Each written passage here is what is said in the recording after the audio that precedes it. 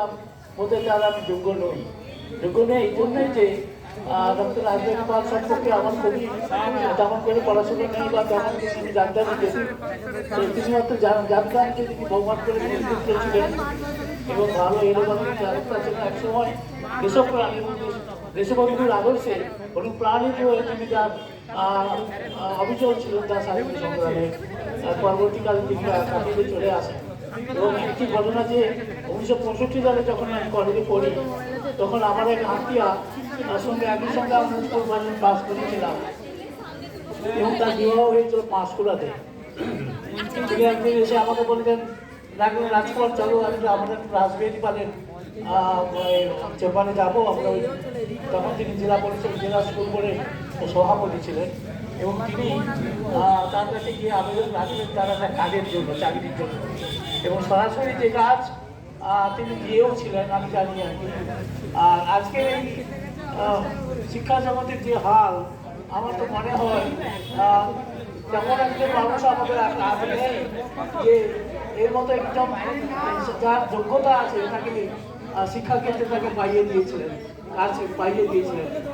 সুতরাং সেই সময় যে আমি রাজবাড়ী পালের সঙ্গে আমার যার যোগাযোগ আমি দেখেছি তাকে।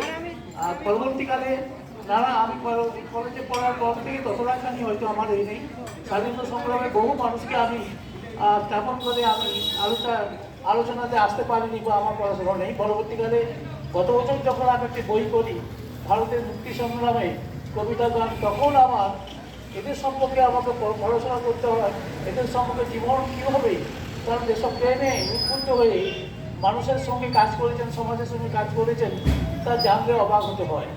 সেই আমার সেই চর্চা আমার অনেক দিন ধরে সেই চর্চা করার ফলে সেসব মানুষের কষ্ট, পরিশ্রম, রাস্তাঘাট ছিল না, যানবাহন ছিল না, কীভাবে সভা সমিতি করতেন, এখানে গান্ধীজি এসেছেন, এখানে নেতাজি সুভাষচন্দ্রের মতো মানুষ এসেছেন, এই হাতি শহর মতো একটা উন্নত শহর আমি ভাবতে পারি না যে এক সময় রাস্তাঘাটই ছিল না, অথচ এইখানে স্টিমার যুগে এসে গান্ধীজি চলে যেতেন গাড়ুয়াতে অনুষ্ঠান করতে, জাতীয় বিদ্যালয়ে অনুষ্ঠান করতে। গান্ধীজি দিকে এক সময় সেখানে জাতীয় বিদ্যালয়ের শিক্ষকদের এত টাকা কম ছিল, 10 টাকা মাত্র বেতন পেতেন। তারা আবেদন করতে গান্ধীজি তার কাছ থেকে তো 10,000 টাকা দিয়েছিল, তাতে তো 5 টাকা করে তাদের সেই শিক্ষকের বেতন বেড়ে গিয়েছিল। এরকম ভাবা যায় তখনকার দিনে মানুষের এই অবস্থা।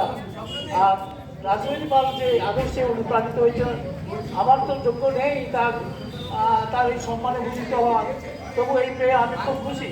আমার সারা জীবন ধরে অন্যান্য ক্ষেত্রে আমি অভিনন্দিত হয়েছি, সম্মানিত হয়েছি।